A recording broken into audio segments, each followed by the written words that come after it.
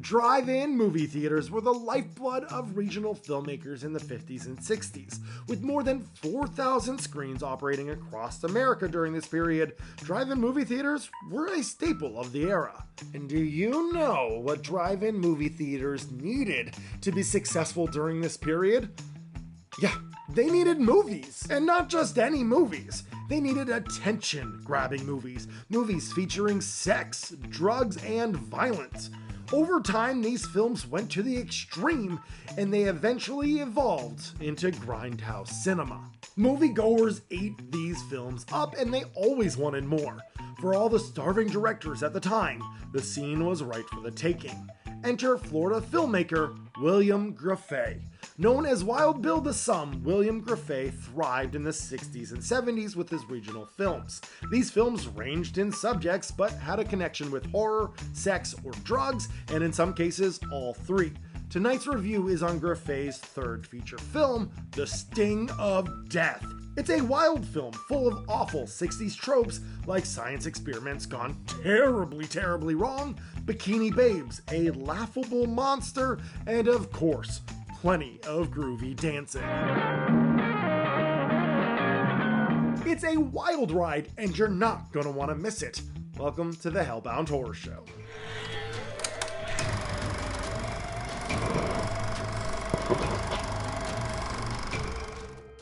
"1966 Sting of Death" starts off wonderfully. We get a beach-going bikini babe listening to the radio. The radio acts as a narrator, telling the audience that some fishermen have gone missing. As we listen, a slimy, scuba suit-wearing creature stalks the girl. As she tips her toes in the water, the humanoid creature attacks and pulls her in. The creature takes her body under the water as the credits finish. We then get a boat docking with two men and several girls unboarding. We are on Dr. Richardson's private island of biology research. His daughter Karen is our lead girl, and she brought all of her friends from university over. They are joined by Dr. Richardson's young assistant and love interest to Karen, John. They all gather around a table and have a nice drink when a creepy man sneaks up on them. I'm willing to learn. What's the matter? This is Egon. Everyone hates Egon for no reason. They call him names and pick on him the entire movie. Oh, you're cute. Would you be my date for the party? Louise, be kind. He's a friend of mine. Sure, Egon sneaks up on people, but as you'll see in this movie, everyone is just so darn oblivious to their surroundings. The girls call Egon names, and Karen is the only true friend to him. John's friends from his university are coming over to have a party, and all the girls have just 15 minutes to get ready.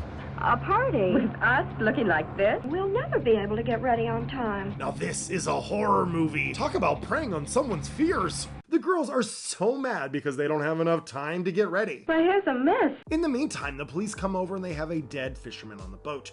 The doctor, John, and Egon look at the body and conclude that a Portuguese man of war killed this person, but it couldn't be. They are relatively small, but this guy's scars are from a really big jellyfish. They don't get that big. Egon is super sus and tells everyone that, yeah, they can get that big. I tried to tell you it is possible, Doctor, for them to get that big. You could understand it, Doctor, if you just listen to me. Hint, hint. There's a giant humanoid jellyfish walking around, and it has the sting of death. Eventually, the guys from the university come over, and there's an impromptu dance party at the docks. Even Egon tries to join the fun, but hey, that's not allowed. Everyone has to hate Egon. They bully him and make fun of him. I don't know why everyone picks on Egon. Poor Egon. After Egon leaves, the best part of the whole movie takes place. They have another dance number to the best song of all time. Well, I'm saying fella, forget your Cinderella and do the jella, the jilla jalla jella. It's really sweller to do the jella jellyfish. It's a boppin' tune about jellyfish. There's plenty of butt shots because why not? This whole segment is absurd, and I love it so much. It makes the film. Do the jellyfish. Come on, do the jellyfish now. One of the girls gets a little warm from dancing, so she decides to cool off in the pool.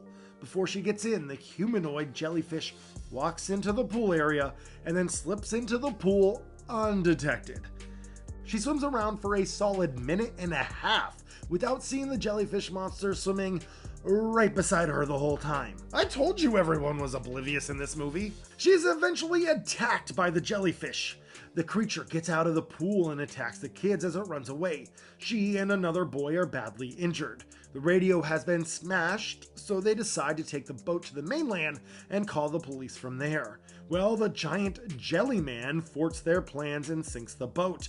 There are a few plastic bags, man-of-war jellyfish, floating in the water, and they kill the half-dozen people. More escapades happen when people die because they are totally oblivious to their surroundings.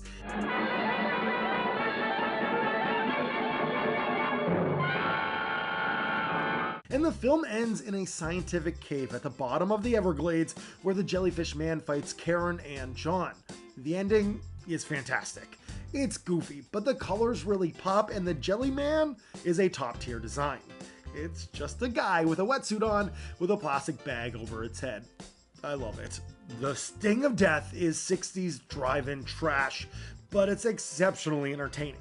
I love this movie for its faults. The random, uncalled for bullying, the dance numbers, a plethora of close-up shots of butts, the costume design, the stinted dialogue, the oblivious characters, fun colors, and a great setting. This film has everything it needs to be a so bad it's good movie. This movie has me howling every time I watch it, and I keep finding more things to laugh at. The Sting of Death was made for the drive-in, and when submitting the film, the drive-in owner wanted a double bill and actually financed William Griffey's next movie. Just so happened they needed the double bill right away, so Griffey wrote the script that night and filmed his next film, Death Curse of Tartu, in the next 7 days. Sting of Death and Death Curse of Tartu were shown together and were even released together on DVD and on Arrow's Blu-ray box set. Speaking of that Arrow box set, He Came from the Swamp is a wonderful collection of Griffey's work.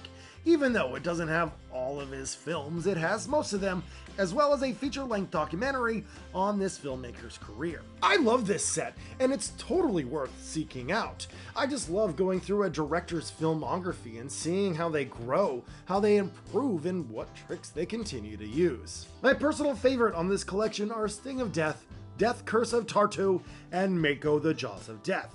Some of his other films featured on this set have a bit too much drug use and not enough horror for my liking. William Griffey was a pioneer of Florida regional filmmaking, and even though he never had the budget, his work was always impressive and always entertaining. If you love when a movie is so bad it's good, then Sting of Death is definitely worth checking out. And that's all I have for tonight. So, as always, thank you so much for watching, and sweet dreams, everyone.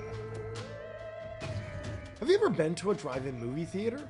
If so, what did you watch? What did you do there? I'd love to know in the comments down below.